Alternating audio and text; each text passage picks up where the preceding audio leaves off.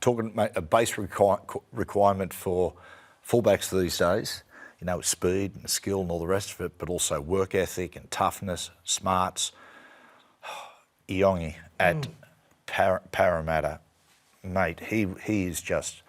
He's an emerging superstar. It's obvious. Yeah, he's got footwork, he's tough, and some of the moments to follow through and pick up the offloads at different stages, very good. But you talk about the Eels and Iongi. The Eels have the Knights this week. Yep. Matthew, what's going on with the Knights? Well, look, I'm going to state the obvious here. Everyone knows this. It's a huge job, and it's a huge job from the bottom up. And a lot of times, NRL coaches, head coaches go, as far as pathways and juniors, that's my job. Just not this one. This needs a lot of work. In my opinion, a head NRL coach, has to have their fingers on the pathways because they've got to have presence and they've got to be able to educate the players. Be the main man who you're brought in to be the smartest bloke in that club, educate the players and to be able to attract players. Like if you want to sign a young player, a kid who's just out of school and you're trying to convince him, if you really want to get him to come to your club, then you send the head coach. Yeah. You send him along.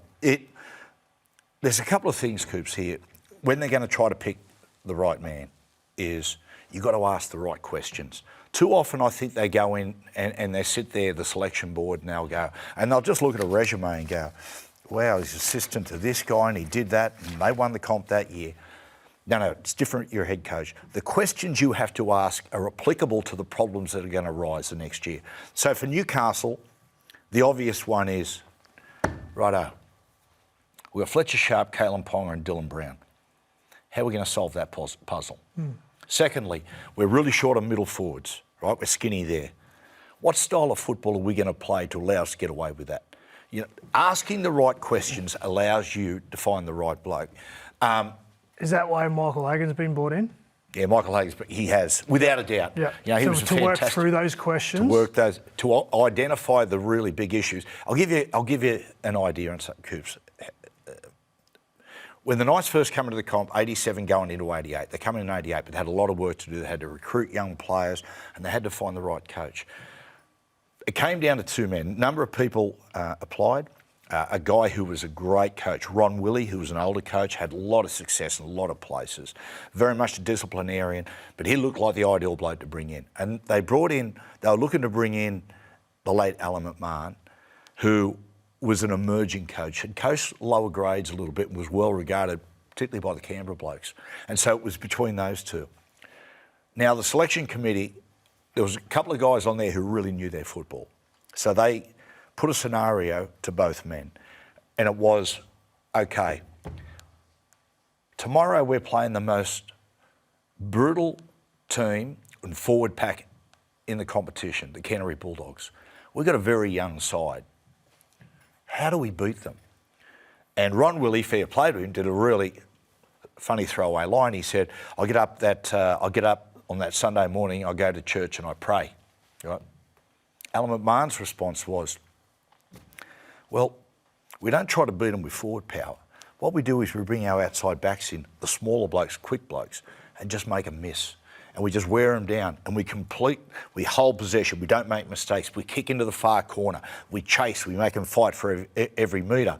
And we might not beat them, but I tell you, we're going to take them all the way. Yeah. And they went, that's our man. Good answer. It's a good answer. Yeah. So who is the candidates, mate? Who do you think would be the Newcastle Knights' best option? I don't know. They've got a lot to go through. Apparently, Willie Peters is... Your phone been ringing hot? Mate, I can't believe how many friends I had. I never realised. As soon as the coaching job came up, mate, I've been inundated with calls and people saying, "G'day, Matty, we haven't spoke for years." You didn't return my call of my interest? Yeah, no. You're not the right man for the job. But I'll tell you, there's lots of different ways to look at it. And I've said this, and people will go, these two guys might not be the right guy for the Knights, but you bring them in and you interview them at least. And one is, I say, Michael Checker, who I've said before. Yep. And the other one is John Strange. People go, John Strange. Yeah, he coaches the Roosters NRLW. I watch the way they play, And mate, they're highly skilled. I love the way they attack. I've heard him talk, John Strange. You can see he's a brilliant coach. He's a very good man manager. And you know what? He's worth a chat. Yep. I think, from my opinion, you'd have to do some very good research, from very good DD on the Newcastle Knights, because there's some gaps in their program from the top all the way through, list, playing ability. And you'd have to be supremely confident that you can turn that around, because I think there's a lot of work to do. A lot of work to do. Yep. It's a big job. Yep.